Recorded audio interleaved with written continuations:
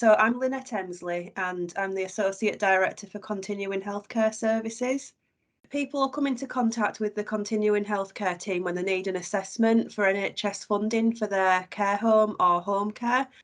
My role is to oversee all our processes, to link in with other people in the CCG as well as other organisations, make sure that we're running our service as effective as we can and making sure that the service users and the patients have the best possible experience. So I'm a learning disabilities nurse on the NMC register, and I've been a learning disabilities nurse since 2001, so 21 years.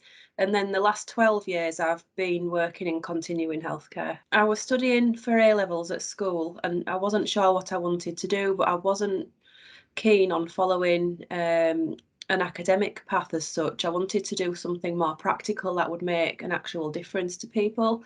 I originally started to train as a general nurse, but I went on a placement for people with learning disabilities in a care home, and I just loved the long-term care that I could work with those people and see the same people over a long period of time and see the slow changes that I could make for people who had often been in care and institutions for lots and lots of years, and to work for several months with one or two people and see some really small differences, just to see that long-term care for people with learning disabilities. So then I changed paths and registered as a learning disabilities nurse. Whilst I'm a learning disabilities nurse, continuing healthcare nurses have to have experience across all the different areas of nursing, from adult nursing, children's nursing, older people's, mental health.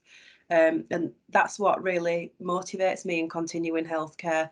We get to see the whole spectrum of people in our community from birth to end of life, and deal with everybody and everything. And it's so varied and rewarding, and no 2 days are the same.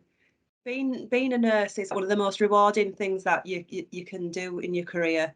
To have an input into someone's care and treatment, to watch people improve, to watch the impact that it has on that person, the quality of life, and their ability to get on and live their lives as independently and to the best of their ability as possible, gives you the most sense of satisfaction that I could think of in a career.